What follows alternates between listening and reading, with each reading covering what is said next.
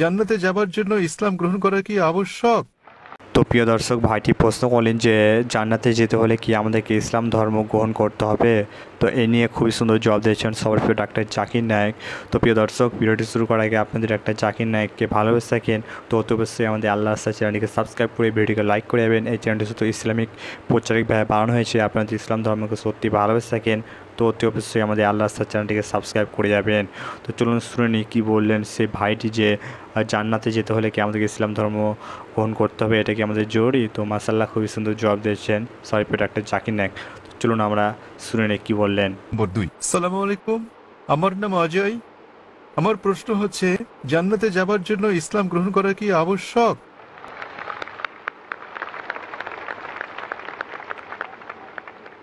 ভাই একটা প্রশ্ন করলেন যে জান্নাতে যেতে হলে ইসলাম গ্রহণ করা আবশ্যক কিনা। জিজ্ঞাসাটা এরকম যে পরীক্ষায় পাশ করতে আমাকে ভালো নম্বর পেতে হবে কিনা। পরীক্ষায় পাশ করার জন্য আপনাকে ন্যূনতম 5 নম্বর পেতে হবে। জান্নাতে যাওয়ার জন্য প্রয়োজনীয় শর্তাবলীর কথা বলছে সূরা আল আসর অধ্যায় নম্বর 103 আয়াত নম্বর 1 থেকে 3 বলা হয়েছে, ওয়াল আসর ইন্নাল ইনসানা লাফি খুসর ইল্লা আল্লাযিনা আমানু ওয়া আমিলুস সলিহাতি ওয়া তাওয়াসাউ বিল হাক্কি ওয়া তাওয়াসাউ বিস সাবর। সময়ের শপথ, নিশ্চয়ই মানুষ ক্ষতির মধ্যে রয়েছে, তারা বাদে যারা বিশ্বাস এনেছে, যারা সৎকর্ম করেছে, যারা সত্যের পথে মানুষকে আহ্বান করে এবং ধৈর্য ও অধ্যবসায়ের উপদেশ দেয়। কোনো মানুষের বেহেশতে যাওয়ার জন্য ন্যূনতম 4টি গুণ থাকতে হবে কমপক্ষে। প্রথমত বিশ্বাস স্থাপন করা, ঈমান আনতে হবে। ঈমান আনলে এক ঈশ্বরে বিশ্বাস করতে হবে, মুহাম্মদ সাল্লাল্লাহু আলাইহি সাল্লামকে শেষ পয়গম্বর মানতে হবে, ইত্যাদি ইত্যাদি। দ্বিতীয়ত সৎকর্ম করা, বিশ্বাস করা ছাড়াও, ঈমান আনা ছাড়াও সৎকর্ম করা, আমালে সলিহাত।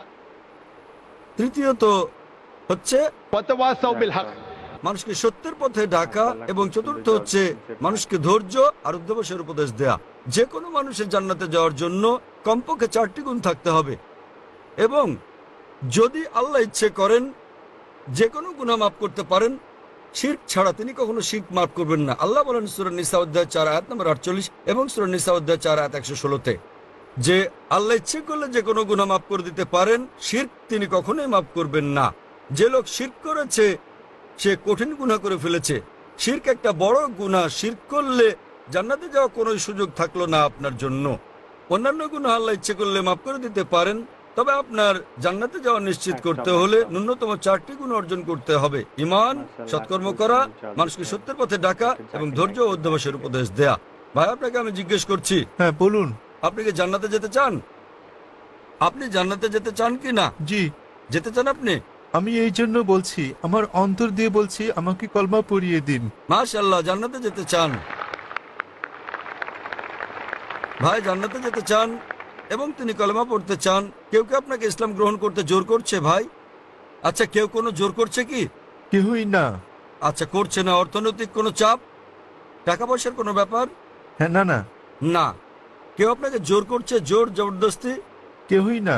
আপনি আপনার অন্তর থেকে গ্রহণ করছেন। হ্যাঁ স্যার, ভালো ভালো কথা বলছে। ইসলাম আমার এই জন্য পছন্দ হয়েছে যে একজন ভগবান। মাশাআল্লাহ, ভাই বলছেন যে এমন সুন্দর সুন্দর কথা বলা হয়েছে ইসলামে, এবং ইসলাম ধর্মে ঈশ্বর এক, তাই ইসলাম গ্রহণ করতে চান। আপনি কি মানেন যে মূর্তি পূজা করা ভুল? হ্যাঁ। মূর্তি পূজা করা হ্যাঁ ভুল। ভুল। আচ্ছা, আপনি কি মানেন যে মোহাম্মদ সাল্লাল্লাহু আলাইহি সাল্লাম শেষ পয়গম্বর? মোহাম্মদ সাল্লাল্লাহু আলাইহি সাল্লাম, মোহাম্মদ সাল্লাল্লাহু আলাইহি সাল্লাম আল্লাহর পয়গম্বর, এটাকে আপনি মানেন? মানি। মাশাআল্লাহ। তো ইনশাআল্লাহ আমি কলেমা পড়বো, আপনি সেটা বলবেন, এবং ইনশাআল্লাহ দোয়া করবো আল্লাহ যেন আপনাকে জান্নাতবাসী করেন। হ্যাঁ, ধন্যবাদ। আশহাদু আশহাদু আল্লাহ আল্লাহ ইলাহা ইলাহা ইল্লাল্লাহ ইল্লাল্লাহ ওয়া আশহাদু ওয়া আশহাদু আন্না মুহাম্মাদান মুহাম্মাদান আবদুহু আবদুহু ওয়া রাসূলুহু। ওয়া রাসূলুহু। আমি সাক্ষ্য দিচ্ছি আমি সাক্ষ্য দিচ্ছি যে আল্লাহ ব্যতীত কোনো মাবুদ নেই, এবং মুহাম্মদ সাল্লাল্লাহু আলাইহি ওয়াসাল্লাম আলাইহি ওয়াসাল্লাম তাঁর বান্দা এবং পয়গম্বর। এবং পয়গম্বর। মাশাআল্লাহ, আপনি স্যার, মুসলমান হয়ে গেছেন ভাই। স্যার, জি ভাই। আমার একটি ভালো নাম রেখে দিন। ভাই আমাকে একটা নাম দিতে বলেছেন। মানুষের কাছে এক একটি নাম জিজ্ঞাসা করি, তারা আমাকে বলছে না। এখন আপনার নাম কি? আমার নাম অজয় কুমার। অজয় কুমার। হ্যাঁ। ভাই সাহেবের নাম অজয় কুমার, তো আমি একটা নাম দিচ্ছি। আপনার নাম আব্দুল্লাহ রাখতে পারেন। আব্দুল্লাহ মানে হচ্ছে আল্লাহর বান্দা। তার মানে আল্লাহর বান্দাকে বলা হয় আব্দুল্লাহ, অর্থাৎ আল্লাহর দাস। আমি দোয়া করব আব্দুল্লাহ যেন আল্লাহ তাআলা আপনাকে জান্নাত দান করেন।